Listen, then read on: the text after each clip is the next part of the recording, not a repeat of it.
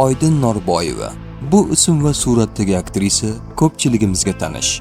Bu aktrisa nega teleekranlarda ko'rinmay ketdi? Hozir qayerda? Uning keyingi hayoti qanday kechdi? Bu kabi ko'pchilikni qiziqtirgan savollarga ushbu roligimiz orqali javob olasiz. Aktrisa Oydin Norboyeva 60-70 yillarda butun Sovet ittifoqiga tanilgan, millionlab yuraklarni zabt etgan O'zbek teatr va kino san'atining yulduzi edi. 1944-yil Toshkent shahrida dunyoga kelgan Oydin Norboyeva bolaligidan san'atga qiziqqan. O'z uyida qo'g'irchoq teatri tashkil etib, qo'shiq aytib, raqs tushib, oila a'zolariga mahoratini namoyish etardi. O'rta maktabni tamomlab, Toshkent teatr va rassomchilik oliygohiga o'qishga kirdi. U yerda aktyorlik sir asrorlarini puxta o'zlashtirdi va tez orada Hamza nomidagi teatr sahnasida aktrisa sifatida ko'rina boshladi. Oydin Norboyeva ushbu teatrda 30 yil davomida xizmat qildi. Bu vaqt ichida Desdemona, Cordelia, Maria Stuart kabi kuchli ayol obrazlarini jonlantirdi.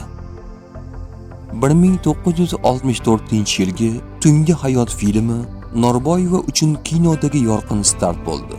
Filmdagi aktrisa ijro etgan Surayyo roli tomoshabinlar qalbini zabt etdi. 1966-yilda uni butun Sovet ittifoqi tan oldi. 26-Otilmasin filmidagi Nadia obrazi uchun u Lenin komsomoli mukofotiga sazovor bo'ldi. 1979-yilda esa O'zbekiston xalq artisti unvoniga ega bo'ldi. Aktrisaning shaxsiy hayoti.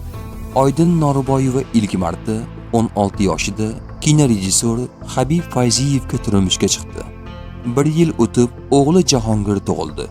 Bir necha yillik turmushidan keyin aktrisa ajrashishga qaror qildi. Aktrisaning to'ng'ich farzandi bugungi kunda Rossiyadagi taniqli rejissor va prodyuser Janik Fayziyev bo'ladi. Aktrisa ikkinchi bor Rustam va Suhrob filmidagi sherigi, aktyor Bimbolat Batayev bilan oila qurdi. Bu turmushidan ikkinchi o'g'li Zaurbek dunyoga keldi. Lekin Norboyevaning bu turmushi ham uzoqqa cho'zilmadi. 90-yillarda O'zbek kino va teatri inqirozga yuz tutdi. Aktrisa sahnani tark etmadi. U ovozlashtirish bilan shug'ullandi. So'ng Isroilda gastrollarda ishtirok etdi. Aynan shu davrda 3-turmush o'rtog'ini uchratdi.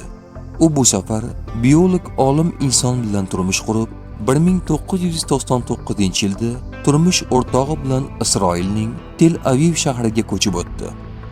U Isroilda ham sahnani tark etmadi. Bir necha yil Gordenlar urug'i serialida rol o'ynadi. Aktrisa so'nggi marta 2015-yilda Yupqa muz nomli o'g'li Janik Fayziyev prodyuserligidagi filmda suratga tushdi. Shundan so'ng aktrisa hozirgacha boshqa filmlarda ishtirok etmadi.